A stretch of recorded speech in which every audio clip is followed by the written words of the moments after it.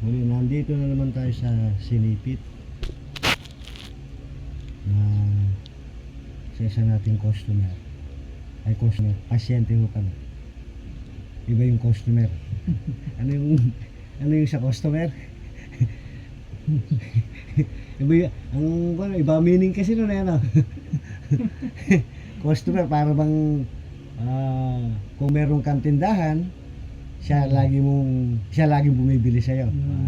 Customer. Iba ho pala yung pasyente. Pasensya na, tao lang, nagkakamali.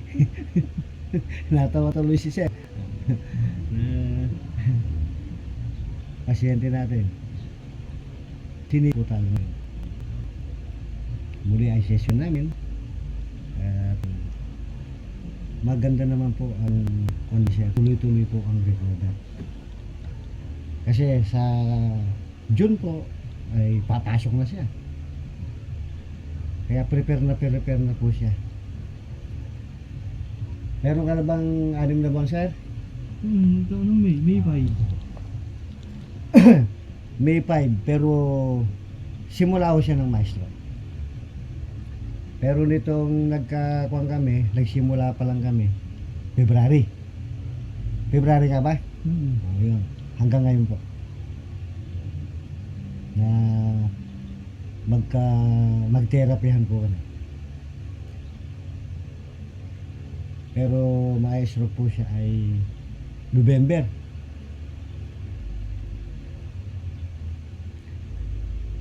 November ano ka ba? Number 5. November 5. Buti lumagpas na siya sa kwan. Sa tinatawag nila November 1. Nakalagpas siya ron. Galing ka lang. Hindi kasi yung iba. Bagamat minsan may joke talaga sa buhay eh. Na batay ka, humabol eh sa araw ng mga patay yun. Siya buti lumagpas. Kaya hindi, sa totoo lang ho talaga mahirap po yung ganitong naging sakit o kalagayan. Bagamat si Sir ay bata pa, pero nandun pa rin yung hirap. Kaya nandun yung pagtsatsaga niya, pagtitiis niya na at sikap na gumaling. Pero nakita natin yung determinasyon. Medyo malalim na yun ha. Ano ba ibig sabihin ng determinasyon? Sir, pagpupursige ba? Tama? Oo. Yung gusto niyang goal, tama ba? Na dapat gawin niya. Alam niyo, dapat abogado sana ako, kaya lang kiulang ako ng pere. Kaya nauwi sa abogado eh. Walang pampaaral. Pero ngayon, okay na siya. Papasok na nga siya sa anong pasok, ano bang pasokan, sir? June 8. June 8.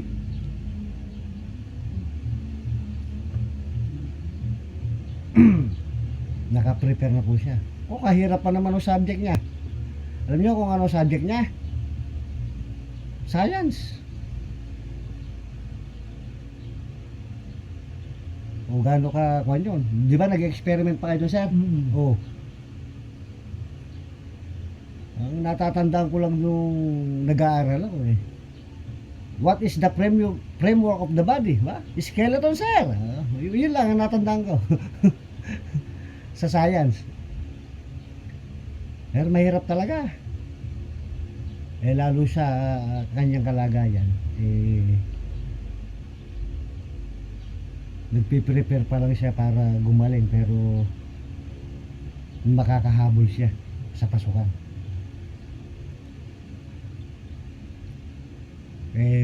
Meron siya talagang mga estudyante, anong tawag doon?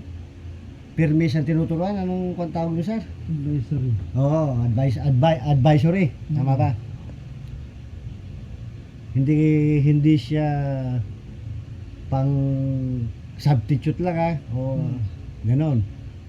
Kundi talagang meron siyang hinahawakan na mga pupils. Oo, English na naman yan.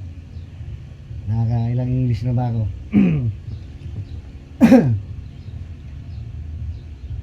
Kung kukunin mo ngayon, June 8, wala lang isang buwan. Ano? Wala lang isang buwan. Siguro mga katapusan nito, magbibrigada eskwela na, ano? June 1 to 5. June 1. Kaya nagpiprepare na siya.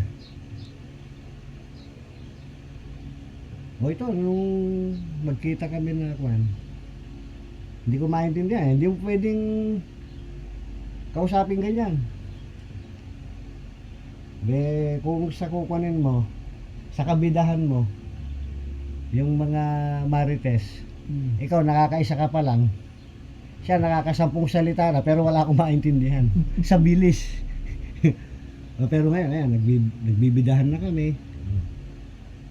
Kasi ito ang paraan natin ay kailangan ho kasi hindi lang physical ang dapat nating i-therapy sa kanya.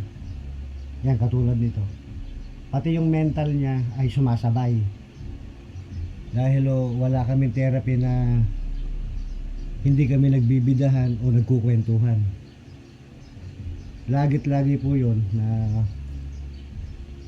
may tanong ako sa kanya, may kailangan kang ibida, meron kang dapat ipaalala, ganun po no? Kaya ganun kabilis rumecover ang mental. Hindi ho mental hospital kundi ano tawag doon, sir? Sa utak. Brain brain development. Yun. Kung na yun, pang-apat na English mo na yun. Buti nung itinuro yun, hindi ako absent. Ayan. Ganun na kung ni sir.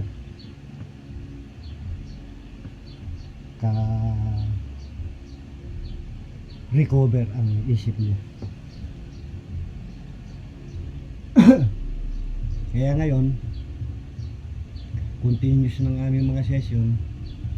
Basta sa araw-araw, meron siyang ginagawa pagka bakante namin. Nakaprepare na sa kanya yon. Kasi kailangan mo rin tulungan yung siya. Correct. Yun ang dapat naman. Hindi yung iintayin mo lang yung therapy mo, pero hindi naman siya yon. Kundi sa lahat ng mga na-stroke po, makatutulong kasi yun. Kaya kung minsan, bakit tatanungin ng iba? Kasi may iba akong mga pasyente na talaga naman grabe. Lahat to grabe. Ang hindi lang ho grabe, yung mild stroke. Nanangapal lang yung bahagi ng katawan mo, pero nagagamit mo. Yun po ang tinatawag na mild stroke. Pero pagka na-paralyze yan, naka-paralyze yan, tapos nakalakad ka, lakad hindi mild stroke yun, kundi stroke ka na, basta may na-paralyze. Ang tinatawag na mild stroke, nangapal, namanhid, tumaas ang kwan mo pero hindi na apektuhan, mild stroke po yun. Pero pagka na-paralyze yan, stroke po yun. Tapos sasabihin ko, hindi ba ka nagte-therapy ka? Malaking tuwang po ang therapy. Pero mas malaki ang bahagi ng tine-therapy sa pag-recover niya. Ang itinuturo ng therapy kung paano gagawin at yung mga ugat na nagbara ay ipine-press o tinutunton dahil yung mga muscles ay naninigas. Yan po ang gawain ng isang nagte-therapy. Pero sasabihin, nagte-therapy ka. Eh pagkatapos mo therapy, maghapon kang nakahiga. Oh. Wala kang develop. Kumbaga, iaasa mo lang ba sa therapy? Hindi. Hindi ka gagaling nun. Kasi ikaw mismo, wala kang pagpupusuri sa sarili mo. Tama ba, sir? Mm. Eh si sir, kumbaga, yung bakanting araw, bakanting oras, wala siyang sinasayang. Oh. Pagkatapos namin, nakaprepare na kung anong gagawin niya. At kinabukasan din po, alam niya kung ano yung pagkakasunod-sunod na gagawin. Diba? Ganun po, ang isang pasyente dapat ay marunong makikooperate sa therapy. Para lang sa ganun, magkatuwang. Nagte-therapy ka, may gamot kang iniinom, pero tinutulungan mo rin sarili mo. Yan ang mabilis na pag-recover. Yan, katulad nito, pati mental niya ay nate-therapy natin. Kasi bakit? Pag tinanong lang natin at laging naka-active sana yung kanya, yung mindset ba, pang-anim na English ko na yun. Pero kung lihis, talaga namang kaya meron silang iniinom na gamot para sa memory. Tama ba? Oo. Hindi gagaling ang isang kwan kung ititiwala mo lang sa therapy. Kaya sabi ko nga sa inyo, meron akong pasyente, 7 buwan nakahiga. Tinerapi ng ibang therapy, walang nangyari. Ngayon, nung tinerapi po natin, 1 buwan at kalahati, yung po nakahiga na yun, hindi siya na iuupo, hindi siya na tatayo, ni ibining humihiyaw po. Nung tayo nag-therapy, 1 buwan at kalahati, naiupo natin. Pagtungtong ng 2 buwan, naitayo natin. Kasi grabe po yun. Pagtungtong na 3 buwan, sasabihin, ba't hindi ka pa magaling? Ayun, hahanapin na. Samantalang yung 7 buwan na itinerapi nung ibang kwan ni nakabangon na hindi man lang nagawa. Bakit nung tayo nakita ng sa 2 buwan napatayo na natin sasabihin bakit hindi gumaling? Malaunan, bandang huli, sa atin pa ibubunton yung paghahanap ba nila ng gusto i-recover ang timano, gusto yung magaling. Hindi mo ba? Hindi naman tayo mapaghimala na para gumaling ang isang kuwan, kundi nakatutulong tayo.